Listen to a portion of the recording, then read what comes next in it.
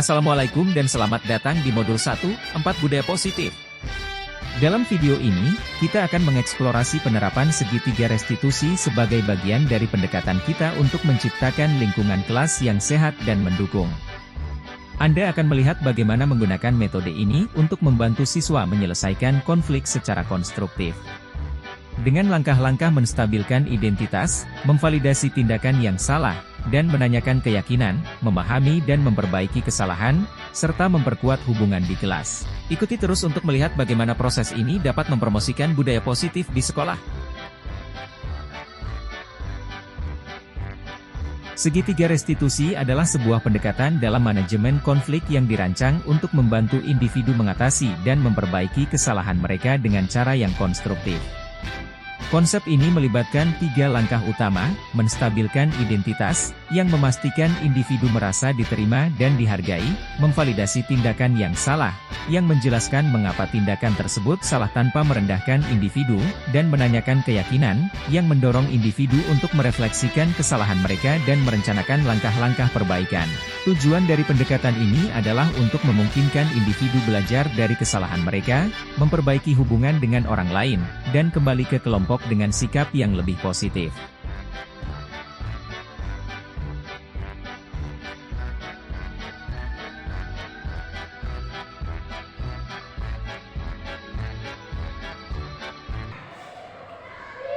Fadila, terima kasih sudah datang. Papa mendengar dari beberapa teman Fadila bahwa Fadila menemukan membawa uang yang bukan milik Fadila. Mereka juga mengatakan bahwa Fadila awalnya mengelak saat ditanya tentang hal ini. Bisakah Fadila menjelaskan apa yang sebenarnya terjadi?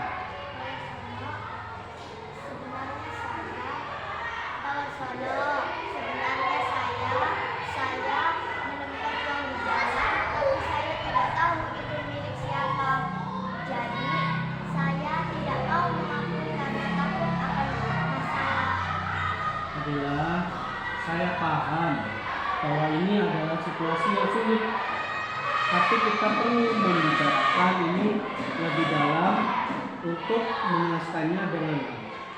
Mari kita mencoba untuk memahami dan menjelaskan masalah ini. Baik, Pak.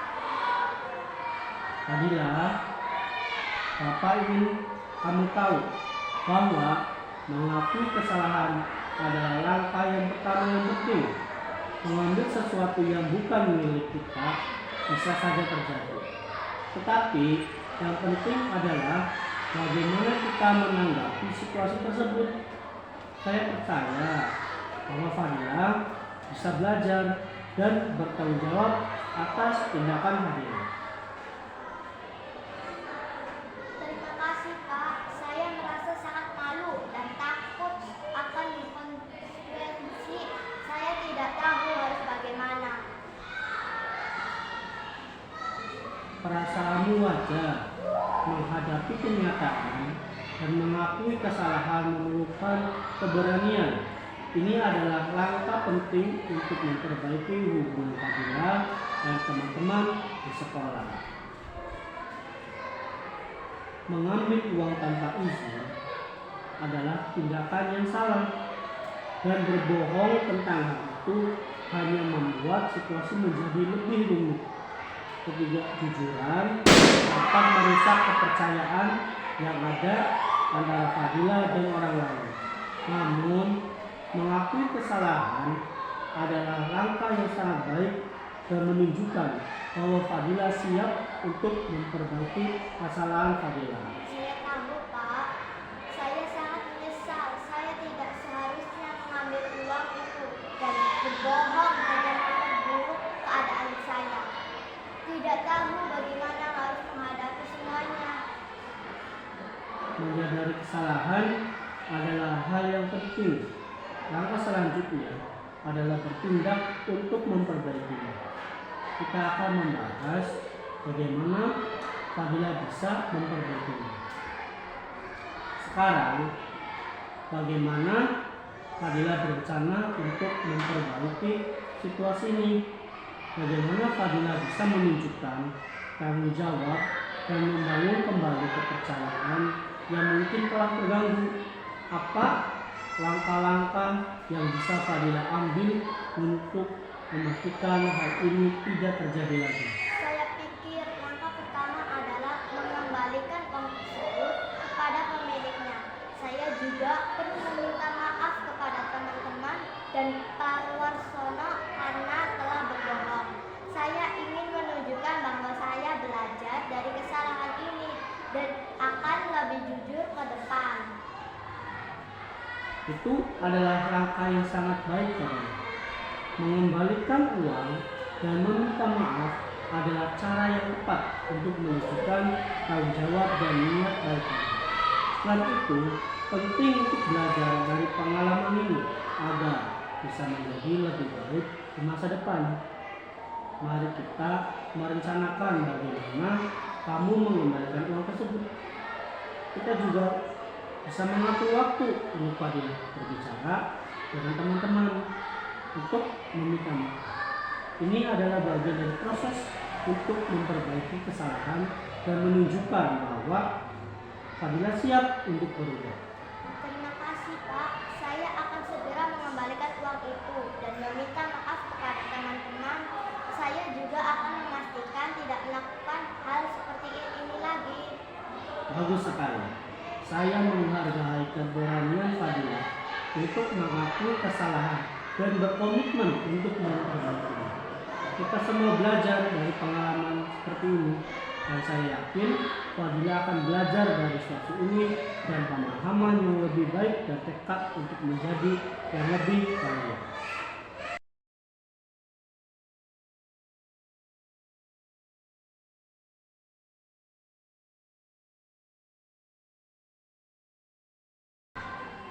Ini tadi Bapak mendengar dari teman kelas Kimi, katanya Kimi memarahi teman-teman karena mereka ribut.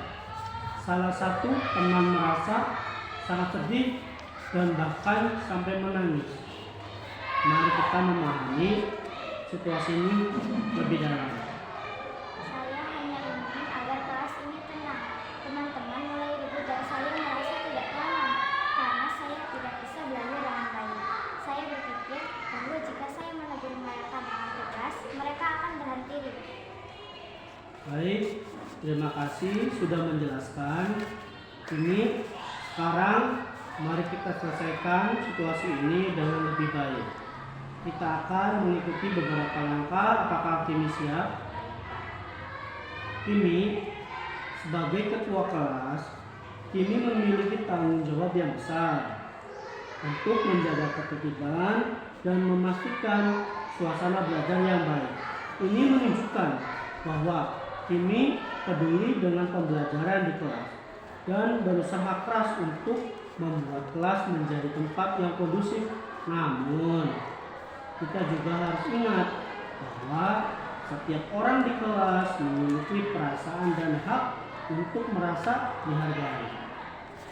Saya paham bahwa saya memang ingin menjaga ketertiban, tetapi saya juga harus memikirkan bagaimana cara saya melakukan sehingga tidak membuat teman merasa tertekan. Tepat sekali. Setiap orang di kelas memiliki peranan dan perasaan yang harus dihargai. Ini penting agar kita semua bisa bekerja sama dengan baik. Kimi memarahi teman-teman dengan keras di depan kelas, terutama ketika mereka sedang ribut, bisa membuat mereka merasa sangat tersinggung dan malu. Kita perlu memahami bahwa tindakan tersebut mungkin tidak membantu situasi dan malah membuat suasana semakin tegang. Perasaan teman Kimi yang merasa sedih dan sampai menangis adalah hal yang harus kita akui dan perhatikan. Saya tidak menyadari bahwa cara saya bisa membuat teman-teman merasa seperti itu. Saya hanya sangat tidak nyaman karena tidak bisa belajar dengan baik. Memahami dampak dari tindakan kita adalah langkah yang penting. Kita perlu mencari cara yang lebih efektif untuk mengatasi tanpa membuat orang lain merasa tertekan. Ini sekarang mari kita bicarakan bagaimana menurut Kimi kita bisa mengelola situasi ribut di kelas dengan cara yang lebih baik. Apa yang bisa Kimi lakukan untuk menjaga ketertiban tanpa membuat teman-teman merasa tertekan? Mungkin saya bisa mencoba berbicara dengan lebih lembut dan memberikan peringatan sebelum saya menegur. Misalnya, saya bisa memberikan pengingat umum tentang pentingnya ketenangan tanpa langsung memarahi mereka. Jika situasinya semakin sulit, saya bisa meminta bantuan guru. Itu ide yang sangat baik. Memberikan peringatan lembut dan mencari bantuan jika diperlukan adalah cara yang lebih efektif dan kurang menekan. Dengan cara ini bisa menjaga ketertiban tanpa membuat teman-teman merasa tertekan. Selain itu, mari kita membuat aturan baru bersama untuk menangani kebisingan di kelas. Misalnya, kita bisa menentukan waktu tertentu di mana siswa bisa berbicara dengan guru dan waktu lainnya untuk belajar. Ini akan membantu menciptakan keseimbangan antara belajar dan berkomunikasi. Terima kasih, Pak Wisama. Saya akan mencoba cara ini dan membuat aturan baru agar semua orang merasa lebih nyaman di kelas. Bagus sekali.